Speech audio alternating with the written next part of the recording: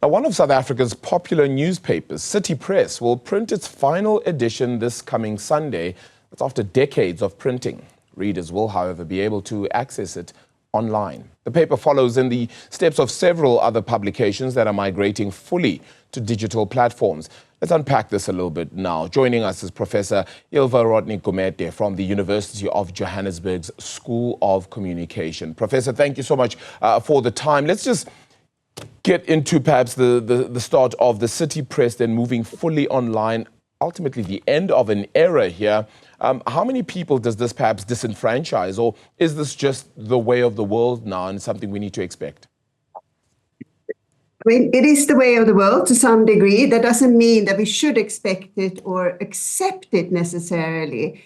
I mean, in this case, it's a migration, moving online, which is moving with the times to some degree, but it does affect media diversity. It does affect access for a lot of people. And I also think that it marks really an end of an era for us, because the Media 24 stable has been with us. It's, it's an historical kind of, newspaper stable of newspapers that's been with us. And for good and for bad, I must say, this reflects our history in various ways and iterations of our history. And I think it's really sad if we don't see the printed newspapers to the same degree anymore. And remember that even though people have access many times online to various media outlets, we have also, for many people in this country, lived with a case of, that newspapers have often passed many hands in taxis, on the way to work, etc., and that will no longer be.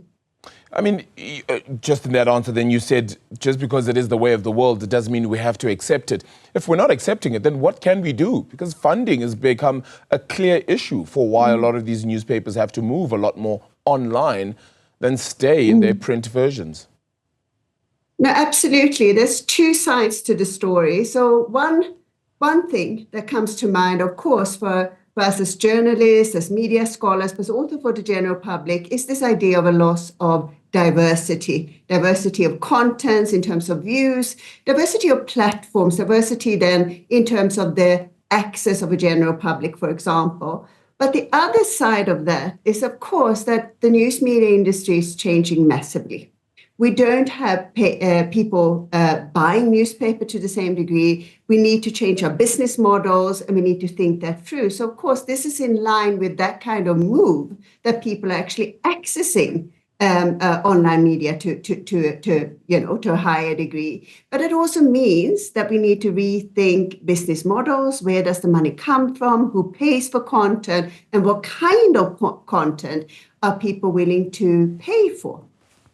Has the immediacy of news become the big problem here as well? Because a newspaper takes time to print, of course, and then you kind of have to ultimately change the nuance of the story you're telling, which could create so many other issues at play there. And that's why you probably have to then try and move online so that you create an immediacy, because the drive for news has meant that we need it now. No, absolutely. And in various, for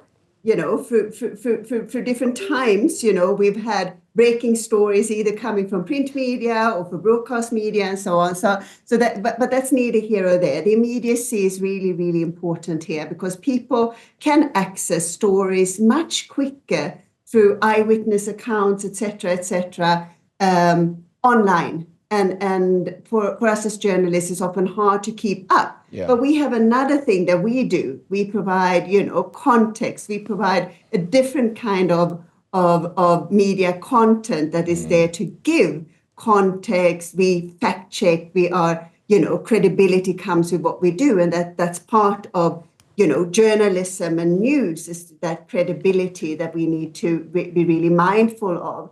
And I think that becomes harder and harder to maintain, but we are also then pressured to keep up with other newsfeed and media sources then, if you wish, or info sources or whatever you call them.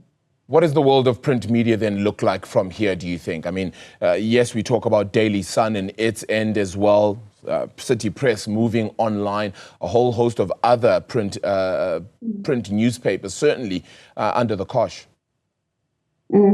Yeah, I mean, I think that it's unavoidable, as we've said many times. So, that migration is going to happen. It's going to happen more and more. And it's finding then other business model to support online media to be credible, to do what they've done through the ages, so to speak. But I think there are other things in the mix as well. And I think that what we need to, I mean, if you look at Media 24 now, coming out of then the Nationale Pers, the NASPER stable and so on, which is part of our history, we need to also find ways then to maintain archives, for example, so that we can continue going back on our history. We can do the research that we need to do, both as journalists or as media scholars, etc. So there are a lot of things that I think we need to think through. It's not only so that we migrate something online, it's also then also thinking about, what do we preserve, what do we keep, and how do we keep it, how do we preserve it? But also, what do we do when we move online? How do we then maintain credibility? How do we do it better? How do we create a service that people are actually willing to engage with, maybe even pay for? And I think that's important, because the media feed these days is really, really difficult to discern. And I think we all struggle with it. And younger generations that might not have the media literacy that we've kind of grown up as older generations, because we've had access to print media that has been a little bit slower. Stories have taken their time to develop, etc., etc. When we don't have that, then we need a different way of thinking about how we do things, and particularly media literacy, I think, amongst, both older but particularly younger generations. Yeah, Professor, just a final question very quickly then as well. You still have the dominance globally of media brands. Apple, Amazon, Alphabet, of course, are the owners of Google. And when one takes a look at just their earnings and their numbers and their financial results, one thing you look at for sure is certainly that advertising revenue. And that continues to be the place in which a whole lot of brands go to, whether it be for Meta or the owners of Facebook, that is. How do you compete in that environment? Yeah, it's difficult, but it's also part of that new mediascape. So let's be clear. Advertising has always been part of a financial sustainability model of media houses. I mean, in some context, media houses have always got, particularly print media has gotten, money from government to maintain diversity, to maintain balances. So we haven't had that in the context of South Africa, for example. But I do think that the idea of advertising has always been there.